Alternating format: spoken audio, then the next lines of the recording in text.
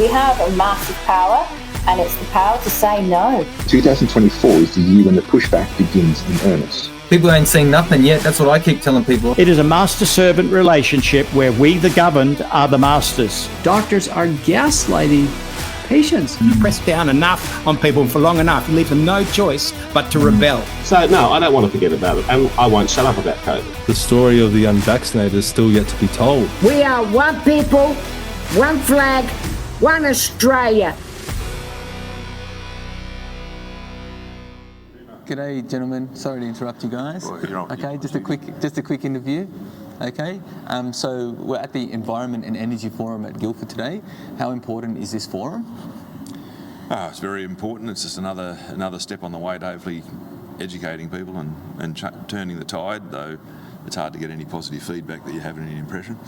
Well, especially out in the western suburbs of Sydney, where we've started to get a bit of momentum out here and go from there. You know, I just think we've got to educate everyone, and the more we spread out, the better it is for everyone. Yeah, I agree totally. And what are you hoping that people take away from the event today? That it doesn't work if they had any doubts beforehand, and that it is affecting their power bill. I mean, that's the whole electricity market. It's not just renewables, actually. I think it's a whole electricity market setup is affecting the costs, and that's why they're seeing it on their bills. And it's good to see the Senate Select inquiry into that. So it'll be interesting whether we can get any traction with that. Yep. But I just think we've got to spread the word out, and the more people know, the better. I think, especially try and get some younger people into try and they've been taught at schools and universities that renewable energy is the way to go and stuff like that. And hopefully that if we can counteract that argument and say and use a bit of common sense. I just got one more question. How do you think, or what should the government be doing, right, to shore up our energy system? What should we, where should we be reinvesting our money into? Well, obviously we're here because we know wind and solar aren't working, and then probably not going to work. Where should the funds be going, and what should we be developing? Look, if it's a crisis, and I think it is, we're already up an alley, we're going to be short of power no matter what we do now.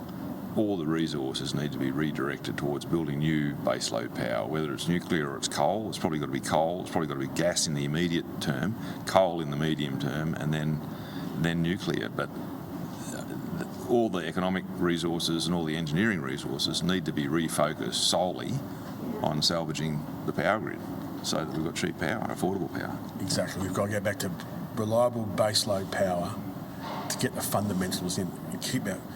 We're a high-wage economy, so we've got to have lower, cheaper prices to be competitive against China and all the other countries that we're competing with. I completely agree, gentlemen, and thank you for your time, Grant and Sam. Thank you, Adam. Hi, Sasha. How are you going? Yeah, good, thanks. And how many events have you organised now? Not personally. It's a team that organise it. Yep. This is our third one. Yep. The other two were at the DYRSL. Yep. But we're just trying to educate the general public. So I hope heaps of people come. Okay, no worries. And we're at Guildford today. Yep. And are you expecting a decent turnout? Not sure. Not sure? sure? Yeah, we're not sure. Okay, well that's all right, but at least you're getting out there and getting it done. Yeah. Okay, what are you hoping that the people take away from the event today?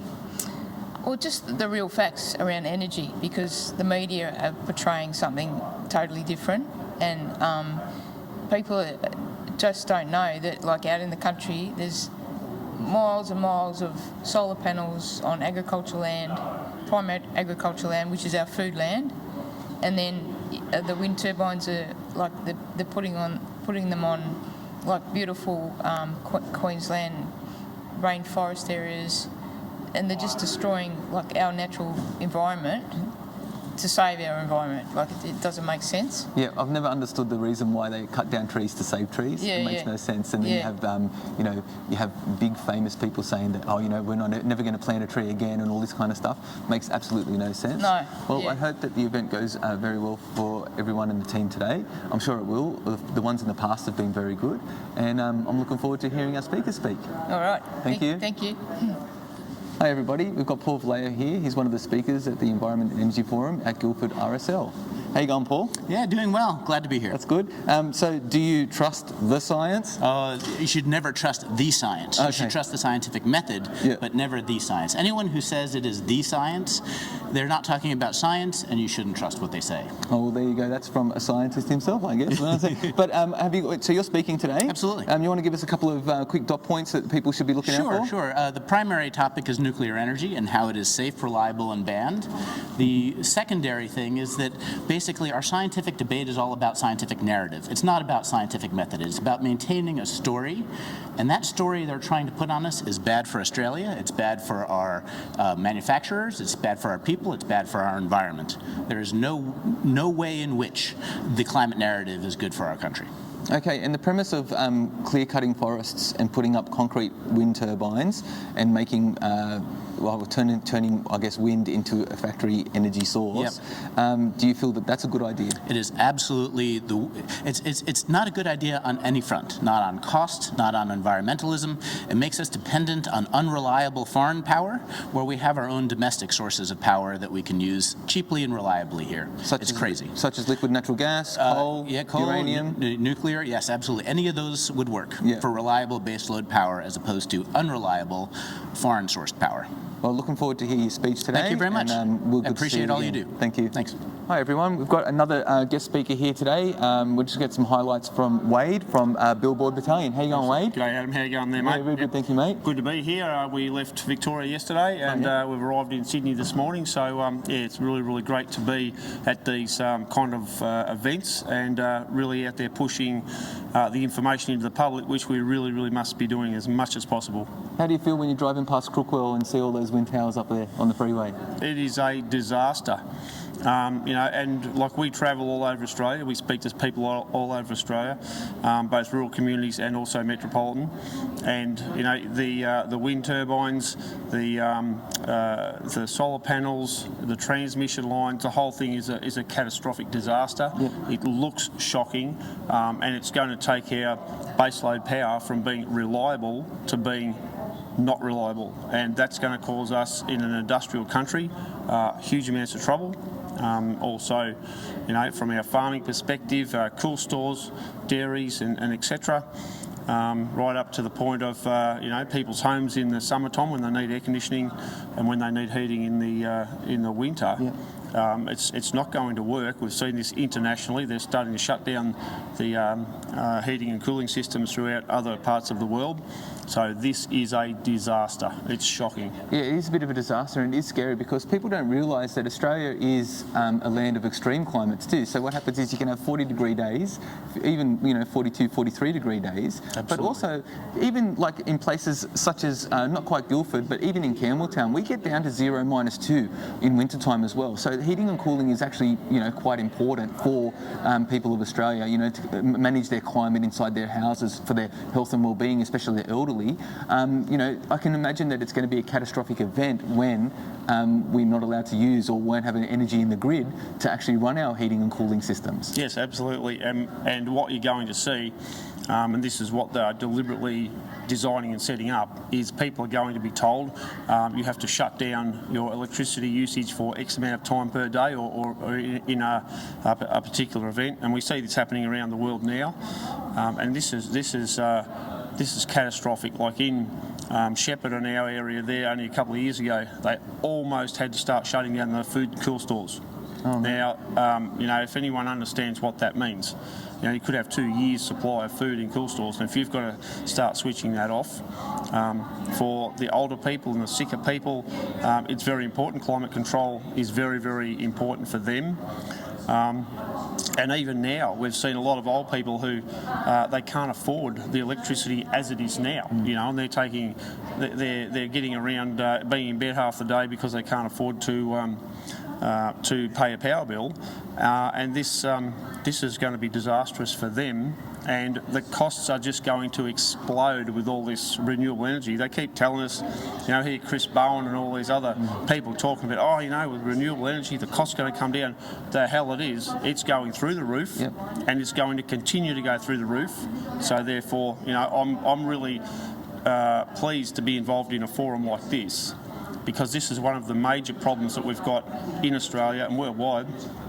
And we really need to fight back about this. Yep. You know, they have deliberately over the last 40 years run down our coal-fired power stations.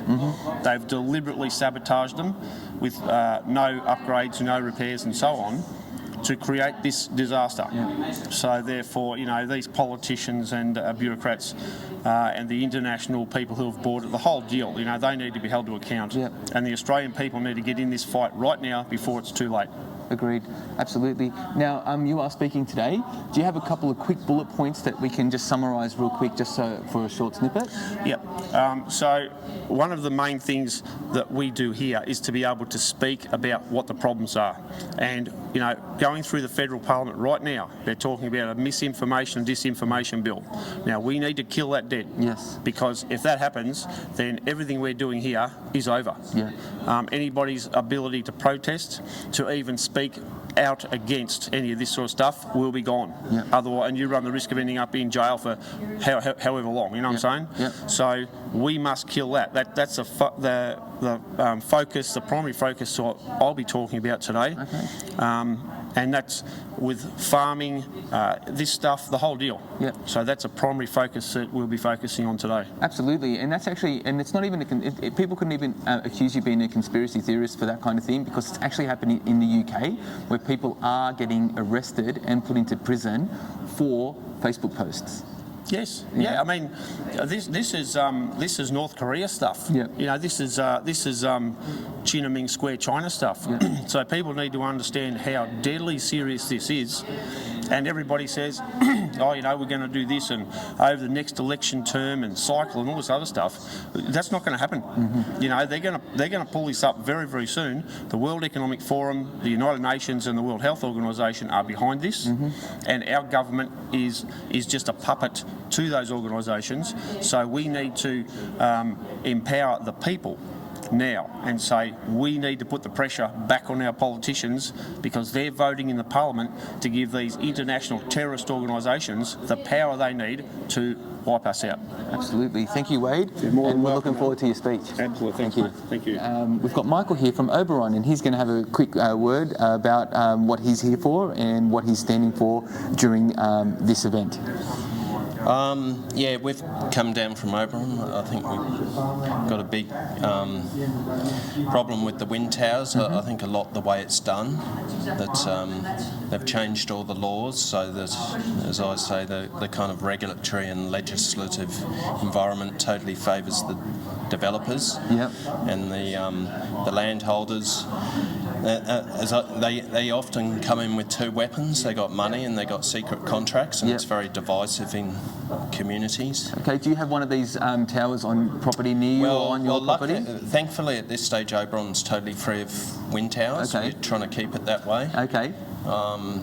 There's a couple of the landholders, big landholders south of town, have been saying no for 20 years, so we owe them a big great thank you. Gratitude, and also Oberon's hard to get to, being up on the plateau. So I believe for the Paling Yards wind farm, which is one of the projects EIS underway at the moment, I think they've got to spend 300 million on the roads to get the towers in. So it's hard to get to Oberon, which is why, thankfully at this stage, we don't have the towers that other places already do. Okay, but so they're working on proposing and getting those wind towers in Oberon? Yeah, so what happened, I think it was October 2021, the Liberal National State Government changed the law that effectively rezoned all the state forests. So I think there's 225,000 hectares of state forest. All of that is now up for grabs for renewable energy. At this stage, a portion of that forest south of Oberon has been is what they call a permit area, where they're doing a feasibility study to put the wind turbines in. And that's done by a French multinational, TAG Energy, and the proposal's been put together by a mob called Stromlo. So yeah, that's kind of what we're looking at the moment. So we've got the Paling Yards project, which is on farmland, but we're also looking down the barrel of having all these wind turbines in state forests. Okay, so I think why they put them in state forests was because Oberon farmers up to now have been saying no. Okay. So they kind of had nowhere else to put them. Nowhere else to put them. So that behind our back, they've changed the law. I'm a neighbour of state forests. Mm-hmm. There's zero consultation on the change of the law. Okay. And so like a lot of the laws, I think, that have got changed, there's state significant infrastructure, the res zones, and the change to the Forestry Act. We all kind of got ambushed by it. Michael, wasn't it, the renewable energy sector sold as to save the environment, not just destroy it? Well, I believe so, and maybe in its place it does have a part to play. Yeah. I mean, I've been, at our place, we've been 100% renewable for 10 years because we're off-grid solar. Right. But our renewable doesn't have externalities that affect other people because it's just solar panels on our roof and batteries, and we've got a couple of batteries. So our, apart from the mining and stuff, our renewables isn't these huge towers that's kind of causing a lot of external harms to not only the hosts but also to the neighbours. I think that's one of the issues with the wind turbines. It's very divisive. You always have winners and losers. Yep. Some people will make a lot of money, but then I might have the wind towers and I might make a lot of money. You might be my neighbour and you get all the harms and none of the money. So that's kind of unfair. Yeah, okay, no worries. And a lot of that money is also fuelled, I think, as people beginning to understand, by subsidies. Okay, yeah. So the average person, even if you're not directly affected by it, you're paying for it with your taxes and you're paying for it with your power bills. And the money's going to these billionaires and multinationals. So it's kind of, what I say is that they're robbing from the poor to give to the rich. Yeah, so, absolutely agree completely. This is Michael from Oberon, and we look forward to the outcome of what happens today and spreading the message. Thank you very much. Thank you very much. Okay, Thank you. Thank you. Thank you, Steve.